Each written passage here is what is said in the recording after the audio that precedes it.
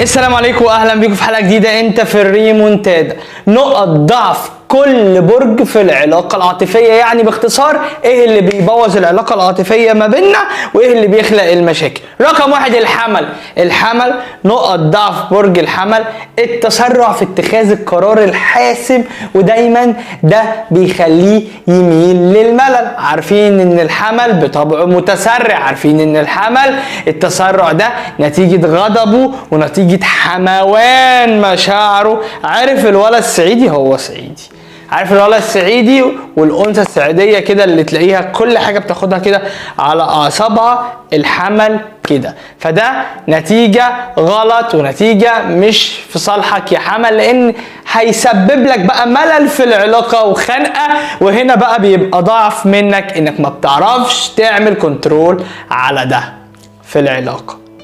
طيب نقط ضعف برج الثور. برج الثور، نقط ضعف برج الثور في العلاقة هي العناد وصعوبة التعبير. يعني لما يجي عايز اقول لك حاجة بس هو مش عارف، يعني هو عايز يقولها لك من جواه كده، عايز اقول لك من جواه، بيبقى فيه الاكشن اللي انا بعمله لك، فمش بيعرف بقى يعبر، وده بيخليه لا مش هتنازل بقى بالروح مش هنقول انتوا عارفين. فخلاص بقى هي قفلت والعناد بقى، يعني خلاص انا هعاند، وانثى او راجل هو اللي في دماغي هعمله، وده طبعا غلط جدا على العلاقه، بيودينا لمرحله بعيده. ايه ده بينهي العلاقه. يعني دي نقطه مهمه جدا. الجوزاء، التقلب المشاعر الرهيب، عنده تقلب مشاعر طبعا من غير ما نحكي، وحكينا كتير، وده خطر على العلاقه يا برج الجوزاء. فعنده بقى صعوبه في استقرار العلاقه، شويه هتبقى حلوه شويه هتبقى وحشه، شويه حللتها شويه لا هتبقى، عارف انت اللي هو الشخص اللي بيبقى تايه من جواه. لا اخويا الجوزاء مش كده، بس انت ما دخلتش جواه، ما حللتهوش. بقول لك الجوزاء كده، هو كده. عارف انت الشخص التايه هو بيقعد يحلل ويخطط. السرطان، الحساسية المفرطة، الحساسية الزيادة، الحساسية اللي ممكن الشخص اللي قدامه ياخدها بقى لا، ما مش كل لما اقول كلمة بقى تضايقك وتأثر فيك يا سرطان، مش هينفع. وطبعا بعد اول موقف وحش تلاقيه انسحب، بعد تجاهل، عينه في عينك ما يعرفكش، وده غلط على العلاقه. دي نقط ضعف في الابراج لازم تغيرها. انت قاعد بتتفرج عليا ليه؟ عشان تسقف لي؟ لا، عشان تعرف ده وتغير، تشتغل عليه. يوم ما تكون في موقف زي كده وهتعاند او انت حساه، اتقبل، عدي، خليك ذكي، حكم ده الاول قبل ما تحكم ده.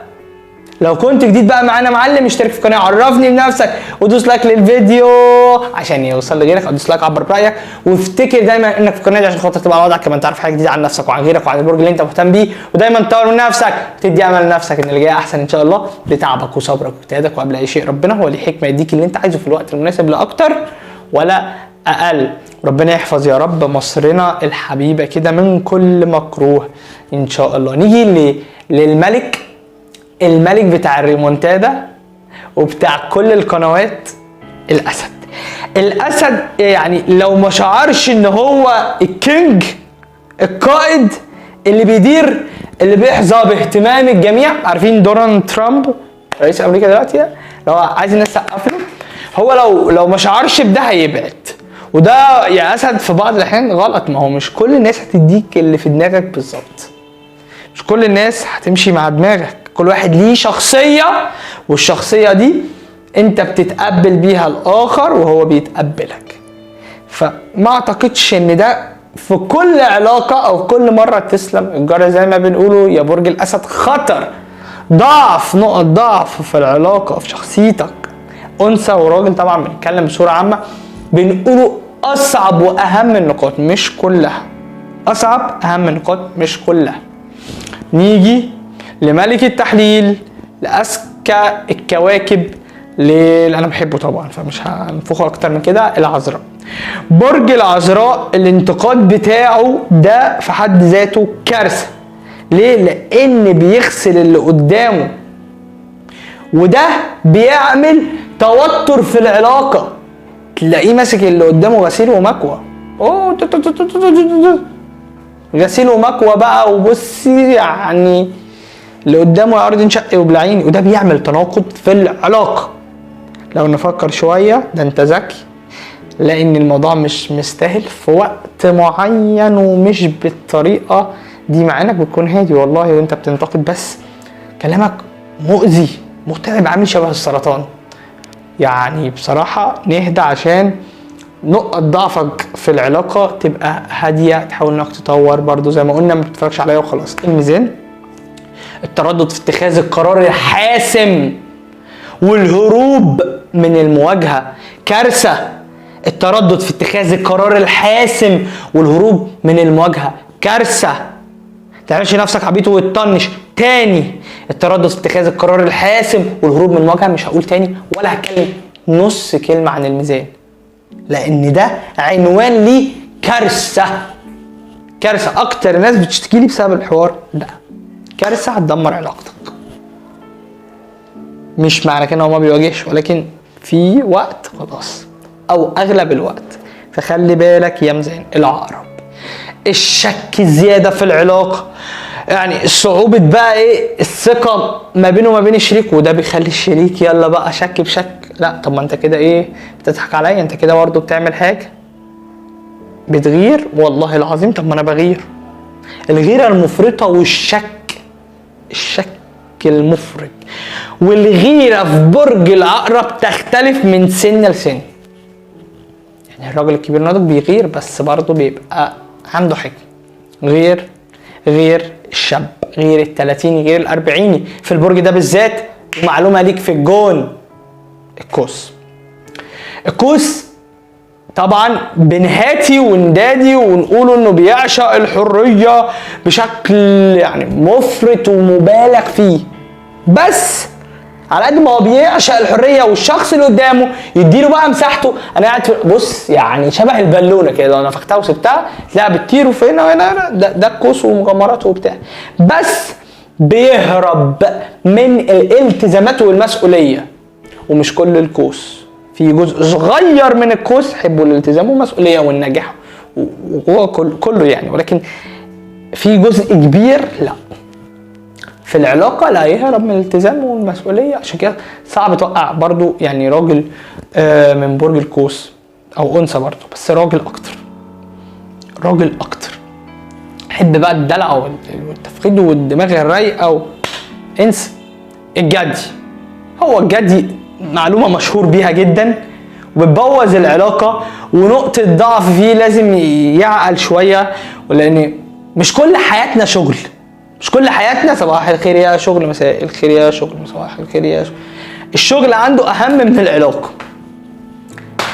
الله يكون في عون اللي بيتعامل مع برج الجدي في العلاقه، صعبه شويه. ايه ده؟ مش يعني مش رومانسي، مش هيحب. لا لا لا لا لا لا لا، نقف بقى ايه قط هنا. مش معنى بقول لك حياته يعني الشغل اهم من حياته العاطفيه فمعنى كده ان هو مش رومانسي ولا حبيب ولا لا. ده شيء وده شيء. احنا بنقوله الحاجه اللي بتطغي عليه في العلاقه. وضحت؟ واسال في الكومنتات تحت وهرد عليك. عجبك؟ شير بقى، شير لحبايبك واصحاب برج الجدي طبعا، واي برج انت حبيته. دلو الف ب ت س برود. قلنا راجل الدلو يعني مجان استخدم الابراج صعب يقع في الحب، عندوش مشاعر، عشان كده الشريك بيعاني. ما هو عارف ان هو اعترف لي ان هو بيحبني. الدلو جميل والله بيحبني، بس بحبك فين؟ طب ايه الرومانسيه بتاعتك فين؟ ايه يا عم الكاريزما؟ طب وريني كده اي اكشن. فالبرود ده في العلاقه بيعمل فتور بقى من علاقه عاطفيه، فتور يعني خلاص، يعني زي ما بنقوله بالمصري كده ايه، طفح يعني بكتيريا يعني خلاص العلاقه بتمرض، ملهاش طعم ولا حلاوه. وضحت؟ نيجي للرومانسي صاحب المدرسه ومؤسس المدرسه، الحوت، اخر برج معانا. اللي انثى الحوت تتوافق مع اي راجل، تعرف تتاقلم حتى لو تيجي على نفسها، بس هي بتبقى مبسوطه طالما بتحب. مالناش دعوه بانثى الحوت. الحوت ايه ظروفه؟ بيعيش في عالم موازي تاني، يعني عالم من الخيال، ويسيب الواقع مع انه هو واقعي. هيجنني. ما هو دي مشكلته في الحب، ان هو ممكن يرسم ان هو هيعيش ويعمل وبتاع والله جميل، وتلاقيه وهو اصلا واقعي والله، بس تلاقيه متناقض في كده. فتلاقي الحبيب مش فاهمه، يعني ده كان قلب جوزاء، كان حلو وبعد كده بقى وحش، بعد كده هيعمل وبيسعى ايه ده وفشل، طب هيرجع تاني ويروح ويجي، بس هو حلو. يعني انا مقابله، بس عايز افهم بس دماغه، محدش بيفهم دماغ الحوت. معلومه ليك في الجون. نقط ضعف كل برج، حضرتك ما اتفرجتش لغايه دلوقتي علشان خاطر تسقف لي، لا، انا عايز النقط دي تتغير. انت هدفك معايا انك تتفرج علشان تغير الوحش وتنمي الحلو، تبقى على وضعك حتى باقل الامكانيات وباقل المعلومه. ده هدفي، ده اللي هيريحني، ده اللي هيخليني ابقى مبسوط. كومنت بقى عرفني بنفسك وقول لي انت من انهي برج. وسؤالي ليك، لو كنت برج من الابراج دي، هل عندك القدره انك تغير من نفسك في نقطه ضعف برجك اللي انا قلتها النهارده؟ عندك القدره انك تغير من نفسك في نقطه ضعف برجك اللي انا قلتها النهارده؟ جاوبني في الكومنتات، عشان انا بقرا كل الكومنتات كده، عايز اشوف مين الجامد اللي على وضعه اللي يقدر يغير النقط دي، لان ده طبع صعب جدا وصفه صعبه جدا انها تتغير، بس في المنتدى مفيش حاجه اسمها صعب. سلام عليكم، اشوفكم على خير في فيديو جديد.